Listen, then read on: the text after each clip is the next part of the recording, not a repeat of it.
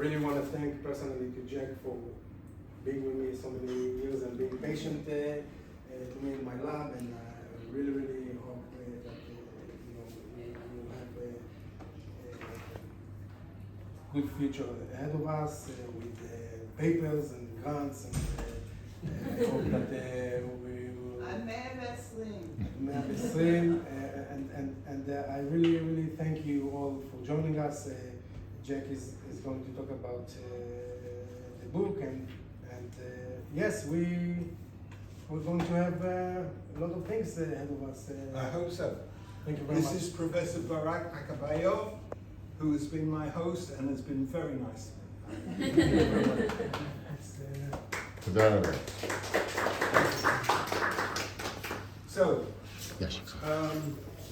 I should also thank Maya Bar Sadan, who is the head of the department, who agreed to let me have this room to use and to invite people to talk about, just to introduce my book. Hi. Hi. Good morning. Here, come and sit here. Thank you. Nice to see you. Nice to see you too. Okay, so just in time. So I'm going to, my presentation will be brief, you'll be pleased to know. And I'm going to talk hopefully for about 10-15 minutes. And my talk will be divided into two parts. The first would be, how come that a simple chemist like myself would write a book about science in America? And you might be wondering how it came about. How would that happen? So I'm going to tell you a little anecdote, a story that is a true story. I only tell true stories. And this story involves a friend of mine whose name is Frank Portugal. And when I went to work at the National Institutes of Health, NIH, many, many years ago, in 1969, there are about 20,000 people working there, and he was the only person I knew. And we became friends. He was a colleague. And I had done my PhD on the chemistry of DNA, and he did a postdoc with Marshall Nirenberg, who worked out the genetic code. And so he had worked on the genetic code, and I had worked on DNA, and we decided to write a book about DNA together. And this book was published in 1977, many years ago, and it is called A Century of DNA. Many people don't realize that DNA was actually discovered more than 100 years ago. And we published this book, by MIT Press published this book, and we joked that one day in the future we would write another book together. And then it so happened that my friend left the National Institutes of Health, and he got a job as the archivist of the Carnegie Institute of Washington. The Carnegie Institute of Washington is one of the premier scientific research institutes in America. I'll talk a bit about it later. And his job was to write a book on the history of the Carnegie Institute of Washington. And he started working on this, and he worked for 2 years, and he actually drafted a book. But the presidency of the institute changed, and the new president looked at this and said, we don't need a book about the history of our institute, it's a waste of money, and he fired him. But he wouldn't they wouldn't let him take his notes and his draft of his book with him. They said it belongs to the institute.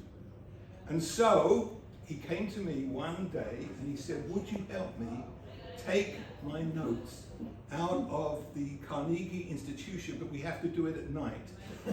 And he checked, and he found when the guards went around, and at 2 a.m. we broke into the Carnegie Institute of Washington and we stole his notes. I was told I shouldn't use the word stole, but that's what we did. We stole his notes and his draft of the book, and we took them out of the institute into his car, and we drove away very quickly. And that's how I became involved in the history of science in America. because he had this book about the history of the Carnegie Institute of Washington, which I should mention was the first institute in the United States where they decided to do basic research. That is, research without any specific application. Now, why was that unusual? Because at that time, let's say 1900 I'm talking about, when this institute, Carnegie Institute, was founded actually in 1903 by Andrew Carnegie, the very wealthy robber baron, as they called him, a very powerful man. Carnegie, yes, made a huge amount of money, was a Scottish immigrant to America. That he decided that America needed to be doing basic research. So he set up that institute specifically to do research, not with any specific application. But the United States government at that time, so this book, and I should show you the book, this book is a history of science in the 20th century. Because before the 20th century, before 1900, the United States government did not spend any money on research because they thought it would be a waste of the taxpayers' money, especially if it was basic research, which is research done to obtain knowledge rather than apply it for a specific purpose. America was great at applying research. Think of all the things they developed: washing machines, sewing machines, cars, home appliances. Everything was developed. A lot of it was developed in America. So they expected industry to do applied research, but nobody was really doing basic research in America at that time. So my friend, to come back to my friend, he decided he would publish his book on the history of the Carnegie Institute of Washington, but nobody wanted to publish it. So he couldn't get it published. Many years went by, maybe 20 years, and then one day he approached me again and said, "How would you like to write a book with me on the history of science in America?" And I said, "Yes, I would like to." But he wanted me to help him write a book about the Carnegie Institute of Washington. I said, "No, I'm not going to do that. Nobody will be interested in it." So then he had the idea of writing a history about the whole of the history of the United States in science, starting in 1600. And I said, "No, that's much too big a project. We can't do that. I'm not doing that." So I came up with this idea about talking about the 20th century, because in 1900, the United States lagged way behind the European powers, Britain, France, and Germany, in basic research, way behind. And that's very easy to show. But by the end of the 20th century, the United States is a superpower in science and technology. So how did that revolution happen? So now I've told you about the background and how I became involved in this. So now I'm going to tell you about the content of this book.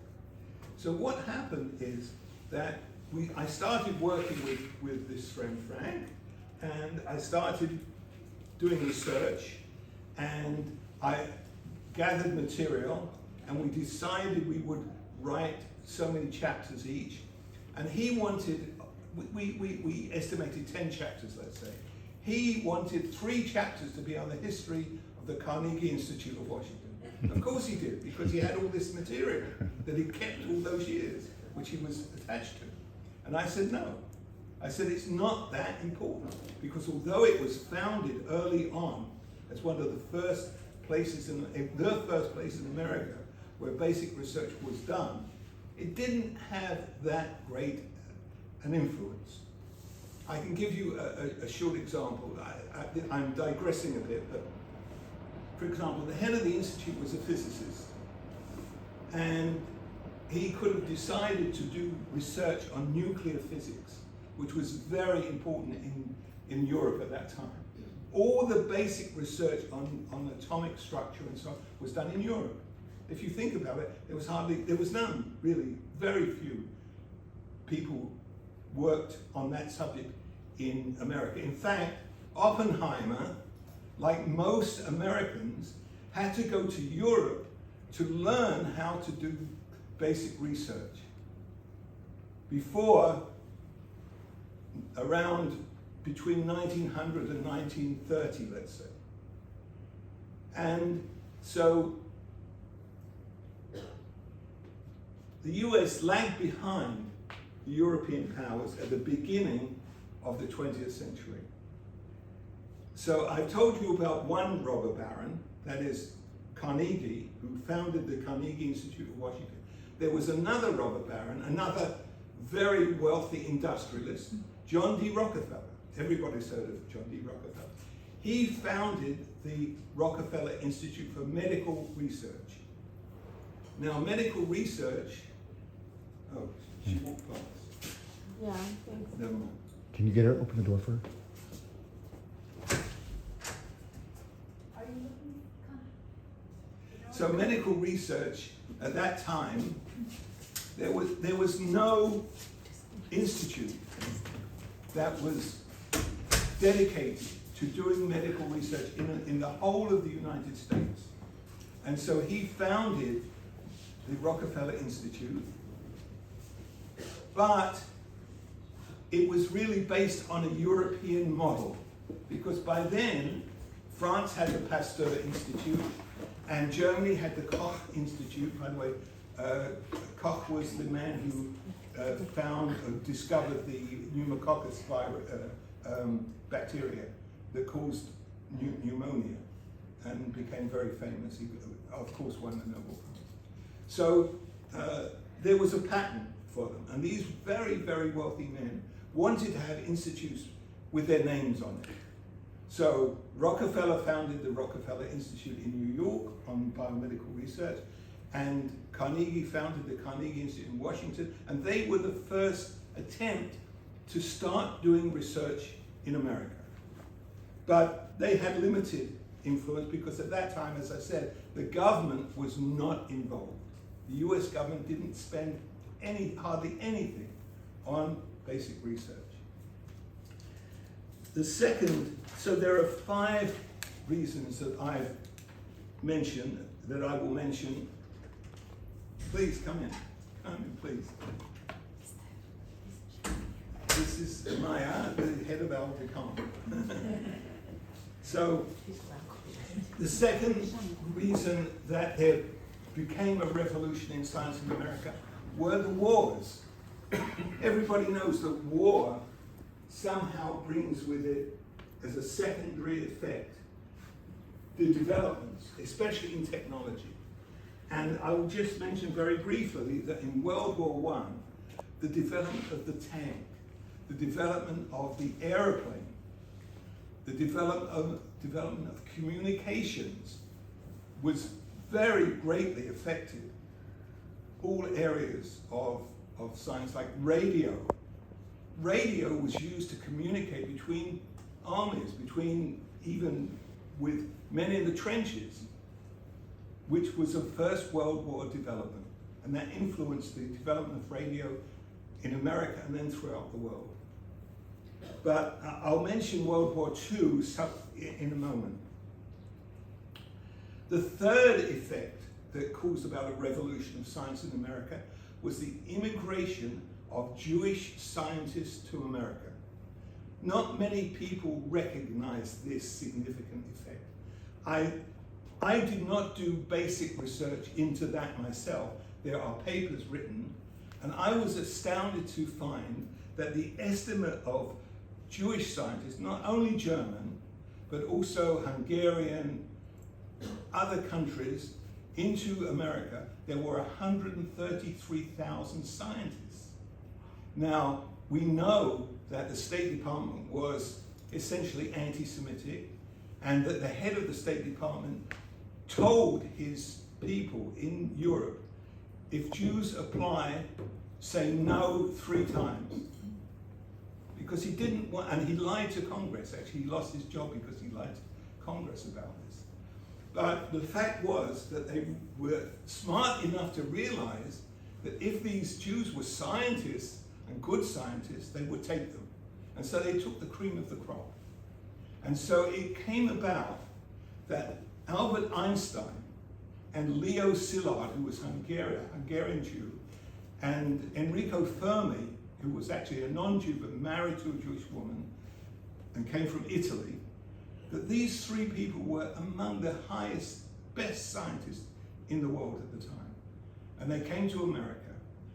Fermi built the first nuclear reactor in the world in the stadium of the Chicago University. Historic. And Leo Szilard realized, because of the work of Lise Meitner, who many of you will never have heard of.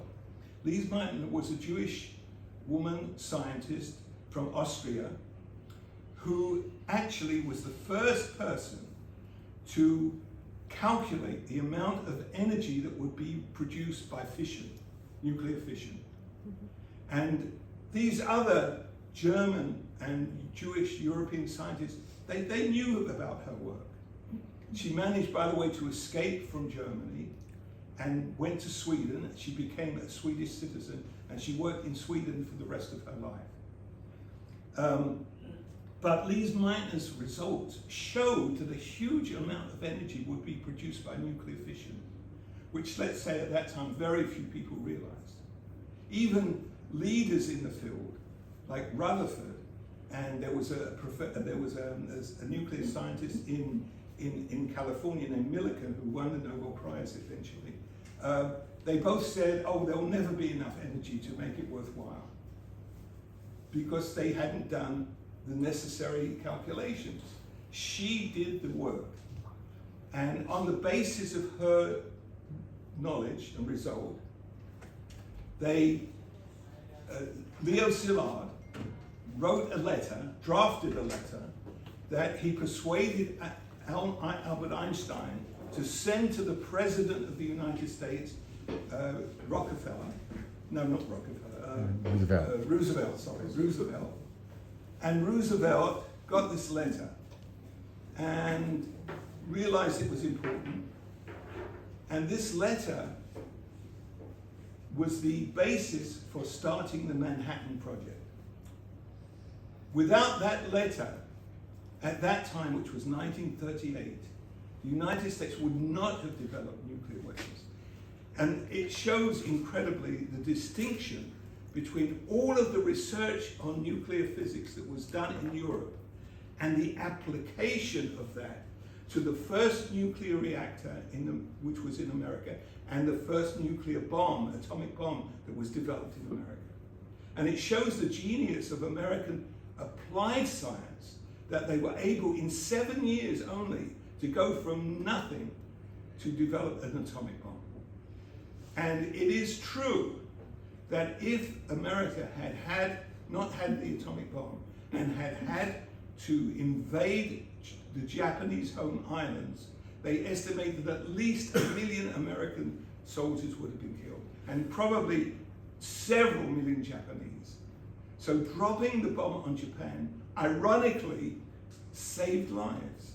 And most people don't realize that. Of course, it caused many casualties, maybe 200,000, but much less than would have happened if the Americans had to invade Japan. So the influence of these few Jewish scientists was incredible. Another aspect was, as the war approached, and Roosevelt got this letter from Einstein, he realized that he wasn't a scientist, he didn't know. He realized he needed advice. So he established the Office for Scientific Research and Development, and to head that, he took a man that nobody here has probably ever heard of, named Vannevar Bush. Vannevar Bush was the most influential scientist in America. Not at that time, but he became. He had been head of engineering at MIT, and he had become president of the Carnegie Institute of Washington, which I mentioned earlier. in Washington. And so he met Roosevelt, and Roosevelt appointed him head of the Office of Scientific Research and was his scientific advisor. And because he was his scientific advisor, he initiated many projects which otherwise wouldn't have been done. For example, his office funded the Manhattan Project. Now, everybody knows the Manhattan Project produced the atomic bomb, but if he had not told Roosevelt, yes, this is something we must do, and we must fund it, and he helped appoint Oppenheimer and Groves, who was the manager of the project, who was a general in the US Army, he appointed them. He got them appointed. So he was crucial. And he also developed things like the proximate fuse for bombs. So for example, if you drop a bomb and it hits the ground and it explodes, it loses a lot of its power. What you want it to do is explode before it hits the bomb. So a proximal fuse makes it explode before it actually hits the bomb, hits the ground. And this causes much more damage. And in fact, there was a British scientific advisor who you've never heard of, named Sir Solly Zuckerman, who was a South African Jewish immigrant to England, who went to England to do his PhD.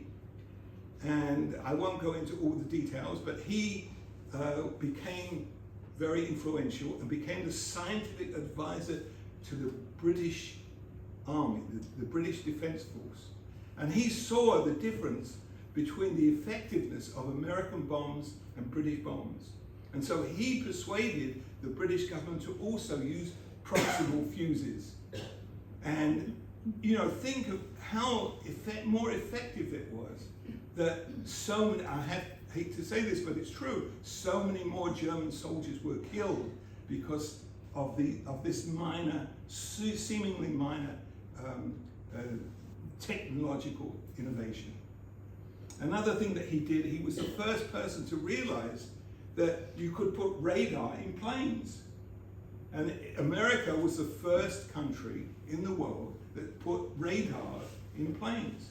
And that was extremely important in terms of warfare.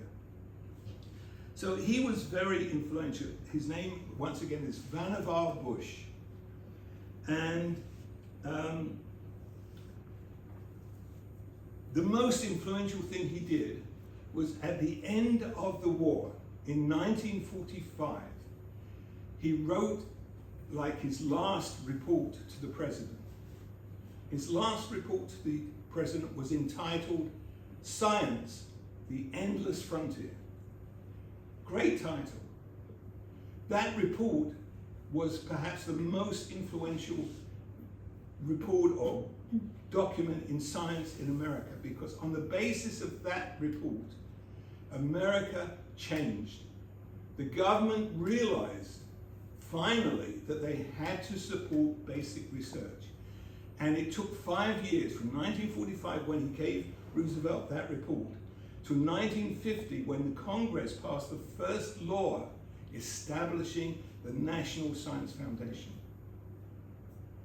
The National Science Foundation supports basic research throughout the United States, even throughout the world.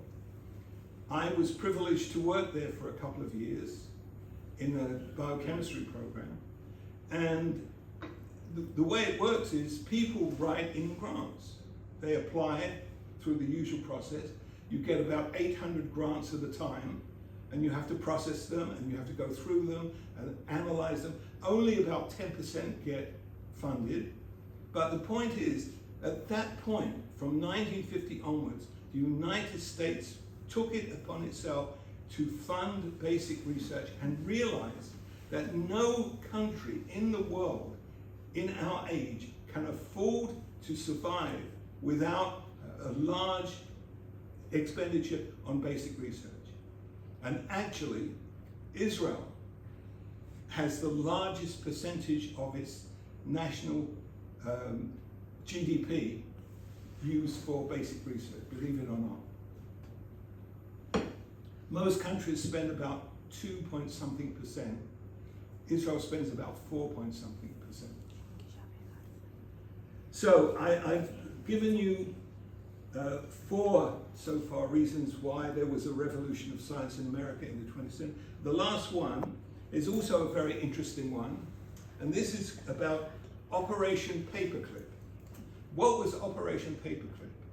It was the name given to the operation and decision by the United States to capture German scientists after World War II.